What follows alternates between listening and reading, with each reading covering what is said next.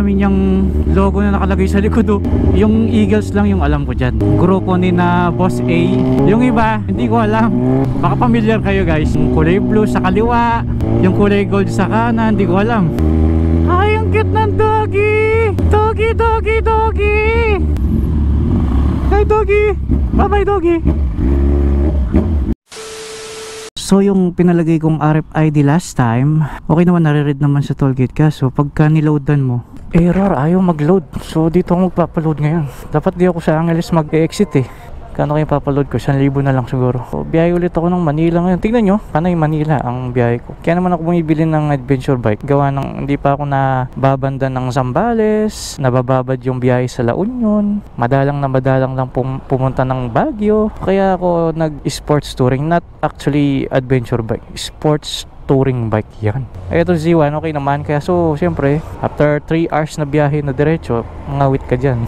Papaload lang, ma'am. Papasok ba niyan agad, ma'am? Kaya pala ayaw maload sa GCash kanina. So, sa system pala talaga, no? Akala ko sa card ko. O, sige. Thank you, thank you. So, nag-upgrade pala ng system, no?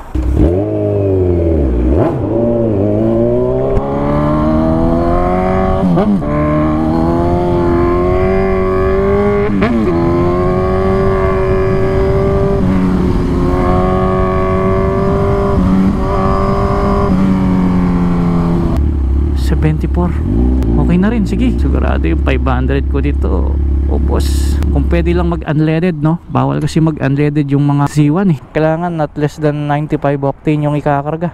Abot naman siguro yung 500. Sa Caloocan yata ako pupunta eh. Ngayon nga pala meron akong suot na bonnet. So maaaring nagbago ng konti yung boses ko kasi natatakpan yung bibig ko. Full tank sir, 95 octane. Okay, 500 na lang sir. So di ba yung gloves ko maiksi, umatras yung jacket ko. So ang solusyon dyan, magsuot ka ng sleeve. Sphinx pa yung tatak dito guys ha. Wala akong tindang ganito pero siguro soon magkakaroon tayo. 500, 6 liters lang. 6 liters? Ang konti lang nun ah. Thanks. Thanks. Thank you, thank you.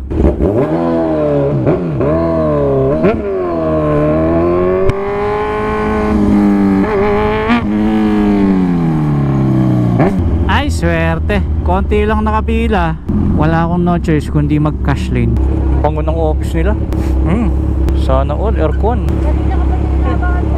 Thanks. Tuloy na ako ha. Okay. Subscriber pala. So we're here at EDSA.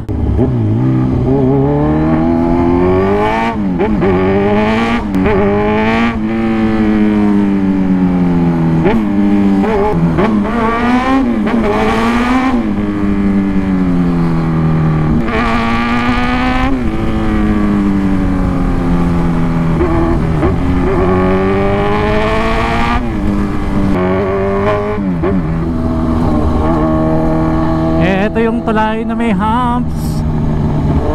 You know? Ito pa. Parang ang luwang ng EDSA ngayon ah. So mag-u-turn na pala ako. Dapat pala sa baba ako ng tulay dumaan, no?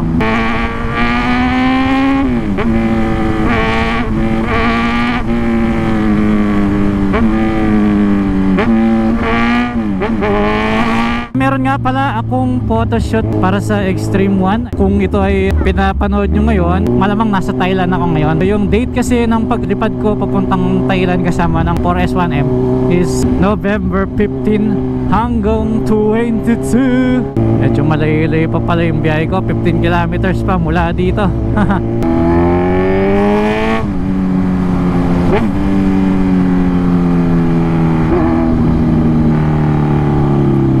Kita ko na naman yung sa Lord of the Rings. Ganda niyan pagkagabi. Mamaya makikita natin si Frodo Baggins. Naku, patay Commonwealth, pinapapunta tayo dito. May speed limit dito. Kita niyo yung mga tulay na yan. Diyan may mga namamarail. Meron silang mga dalang speed gun. Saan kaya yung mga namamarail dito? Wala akong nakikitang namamarail sa mga tulay. Pero may nakalagay, ito, motorcycle lane. Katakot. 60, 60. After ko nagpagas ng 500, 3 bar na lang yung aking gas. Bumalik sa dati. Dito rin nga pala matatagpuan yung Best Tracker Philippines, kung saan ko pina-install tong auxiliary lights natin na Future Eyes. 60! Okay, nakailang 60 na ako. May tao sa taas. Kanina nakailaw yung check engine ng motor ko, ngayon wala na. And ganyan sakit ng Z1 eh, bigla-bigla na lang lumalabas yun eh. Kadalasan auto sensor yung nagpe-feel eh. Issue nun yan. Pero hindi naman siya harmful. Parang warning lang. Kasi nagpalit tayo ng tambucho, di ba? Kaya ganon.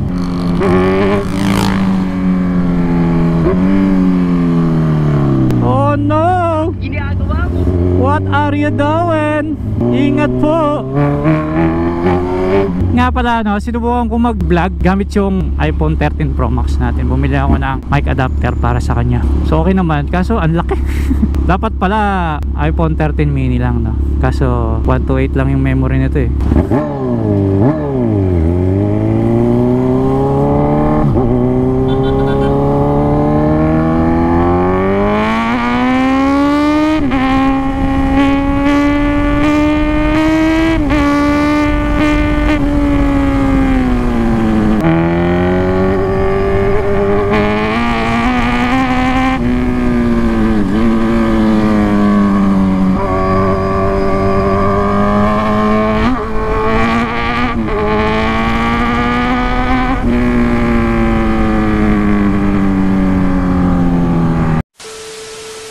Nako, ito palang location namin, matraffic din. Malapit na ako, 200 meters. Actually, late ako eh, kasi hirap na siya ng oras eh.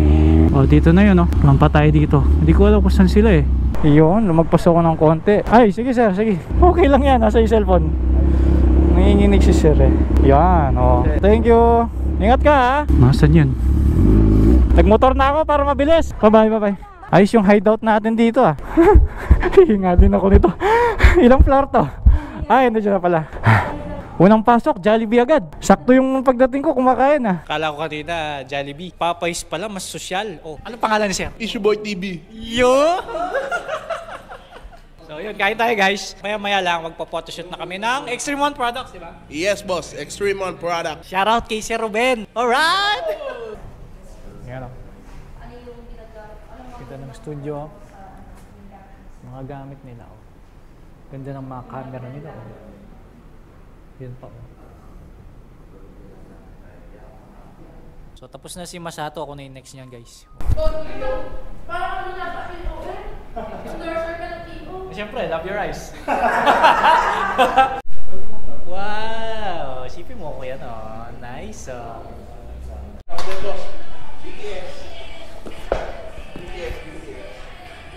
Sa Extreme One, ikaw ang number 1. Si Ron mo ito pala no.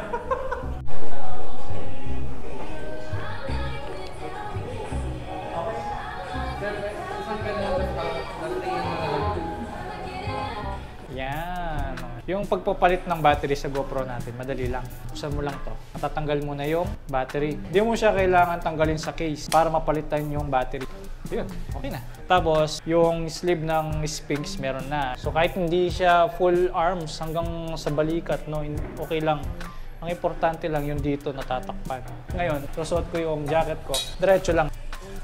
Ang dali, di ba? So pagkasuot ko ng gloves, guys, pasok siyang ganyan. Tapos, yung bagong bonnet ng Sphinx, yung leeg mo, tsaka yung bibig, batok mo, natatakpan. So, susuot natin yung helmet niya yan. Smooth pag pinasok natin sa ulo. Okay, yun na. So, ako'y tutuloy na. At ituloy natin yung vlog sa labas. Okay. So, after kong nag-picture-picture dyan, merong sumunod si Yang De Castro naman. Kanina si Masato, ngayon naman si Yang. Yung mga sikat yung mga nagpo-photoshoot ngayon dito. Okay, paalam na tayo guys. Bye-bye! Bye-bye! Habang nakalimutan. Cellphone, pera, okay? May bago pa akong t-shirt guys. So, magti 3 PM na. Hindi ko alam kung saan ako pupunta. Kasya pa kaya? Nako! Nako, try ko to. Toto. Kasya yan. Magandaan pag may tail bag. So, since tayo ay pauwi na rin, no? Ako, nagpapabili ng sampalok yung misis ko.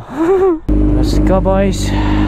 Papabili ng sampalok si misis. So, yung purpose ng photoshoot kanina is para sa posting ng page ng Extreme One Philippines. Guys, nga pala, no? Kung medyo naninibago kayo sa edit ng video, bago kasing editor, medyo aggressive yung editor ko, kaya sabi ko hinay-hinay ka lang sa mga effects. Medyo hinay-hinay lang. Masyado siyang malakas sa trip eh.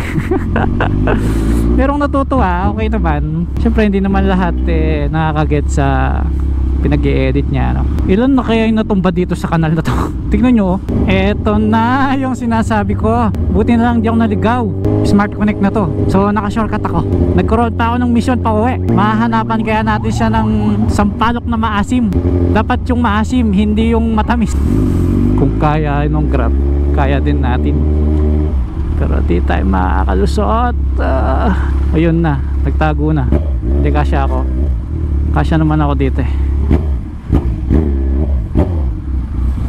Samahan nyo ako guys at tuparin natin ang request ng aking misis.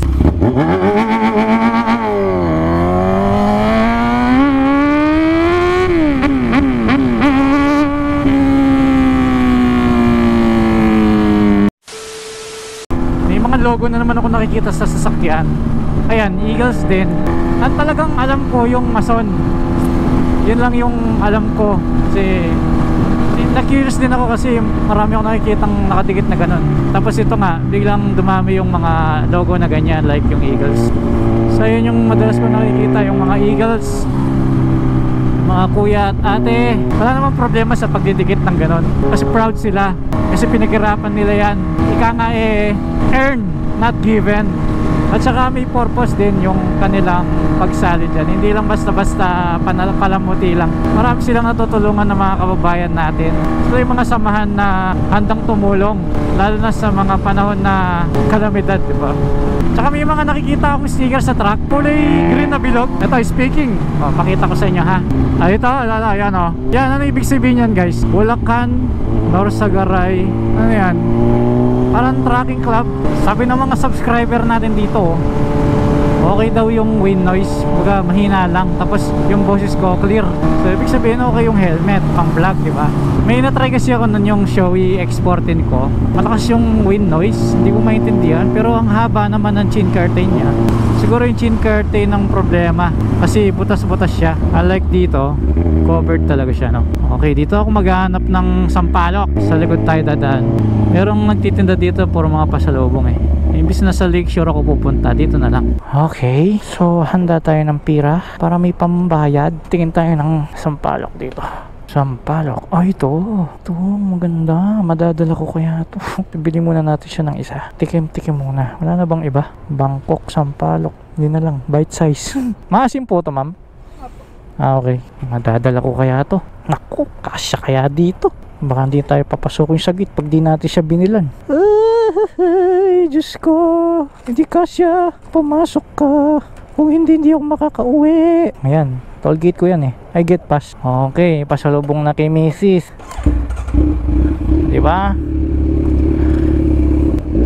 Nakakatakot yung mga misis natin pag di mo na pagbibigyan kung ano yung hiling nila.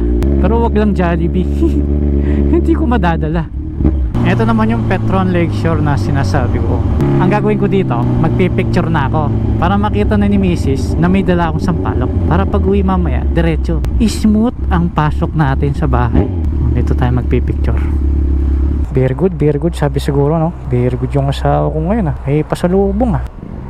So nag-post ako. Ang gusto pala niya, yung sariwang sampalok pala, no? Patay tayo dyan pag ganun ang gusto, no? Yung sampalok pala na pinapabili pang ulam. Mali. Miss ko din tong Lakeshore, ha? Tahimik.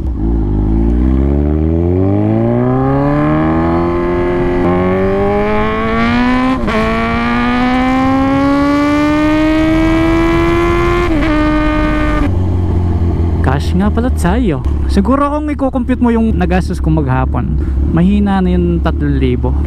Matutumba yung ano nila. Paano kapag bumaba kaya ito?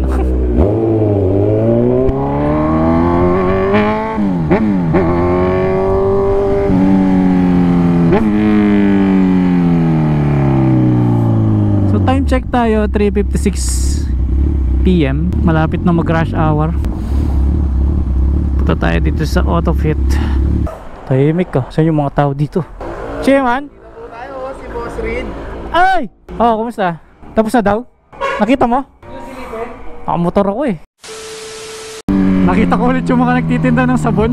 Hihinto sana ako eh. Tatanungin ko kung ano yung diskarte nila dyan eh. Kala ko yung mga nangaharang ng pag piyesta. Yung mga nagtitinda pala ng sabon.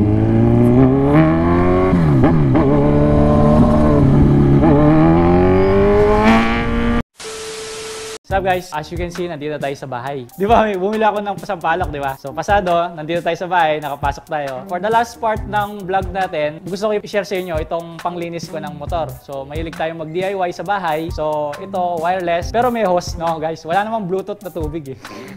So ayan, nilinisin natin yung Zage. So since ito yung maruming motor natin, so pakita ko muna sa inyo yung nabili ko sa Shopee. So guys, di ako in-sponsor ito. Binili ko siya from Shopee. So ito guys is battery operated, wireless. Ito yung battery isa. Nakasaksak na yung isang battery. Tapos nang kasama sa package guys, bukod dun sa parang toolbox, may hose siya. Sa dulo ng hose, meron siyang ganito. Shoot mo siya dyan, kailangan lubog mo yan. Meron siyang dalawang butas sa dulo. Yung isa pointed, yung isa wide. Kapag mag-wash tayo, hindi pwedeng walang sabon. Hindi ko pa na-try ito. Pag walang nozzle, ganyan lumalabas. Kapag pointed naman, pointed, ganyan lalabas. Ganyan kalakas. So since tayo ay mag-wash, tingnan natin guys ha. Meron. Goods. So syempre, bago natin sasabunin, alisin muna natin yung mga buhangin. Pakita mo muna yung motor. Dito sa kabila para hindi against the light. Yan, ang dumi oh. So yung kinagandahan dito, wala nang wire-wire, hindi ka na mag-extension. Hindi siya kasing lakas ng water pressure na nakasaksak sa kuryente. Pero pang motor, pwede na. Lahat ng mga singit-singit guys, abot niya. Pakita mo si Tantan, dumating si Tantan. Yan, yan. After nating binasa yung motor at tinanggal yung mga buhangin, sabunin muna natin. At nandito si Tantan para linisin. Sakto yung dating niya, no? Yan. Tingnan nyo guys, sabon. Okay, so pupunasan na ni Tantan. Para may sabon. Wash na. Yan po, dinedemo ni Tantan ngayon. Yan, siya yung napakalupit na car wash stop natin. Do not watch if you do not participate. After sabunin ni Tantan ngayon, siyempre babalawan natin. Dito tayo sa wide. So, paalala lang sa mga gumagamit, lalo na sa mga bata, huwag nyo itututok sa tao yung spray na to. Kesyo yung wide or yung pointed, no, huwag nyo gagawing barrel kasi bawal yun. Search nyo lang sa Shopee. Mga pala, search nyo lang sa Shopee guys. Marami namang ganito. So hindi lang sa motor guys, pati sa cycle nyo. Diba? Ngayon, babanlawan na natin guys gamit ng wide. Siyempre sa taas muna. Pwede na pang motor, di ba? Ang smooth gamitin guys. Ito mo. Diba? Lapad. Nakakapagbanlaw na tayo pero madami pa laman. After na nabanlawan, ginamitan ko ng blower para mabilis matuyo guys. Kasi maraming singit-singit yung big bike. So maraming parts na hindi abot. Kaya kailangan ng blower para matuyo sa loob. So ayan guys, malinis na yung motor. Pakita mo gusto. Yan, malinis na yung motor. So natapos nating banlawan, natapos nating tanggalin yung mga buhangin, nasabon na nila, nabanlawan na ulit natin para mawala yung sabon. May baterya pa rin. So ibig sabihin, kaya niya hanggang 2 motor. Meron pa eh, hanggang ngayon. At saka hindi lang yon, isang balde lang na tubig. Or halos wala mang isang balde kasi nangalahati lang yung balde. No? Ganun siya katipid guys. So ayan guys, dito tayo, tara. Paalam na kami. So wala mo ng bomba ngayon, cold start lang. Maraming salamat guys. See you next vlog.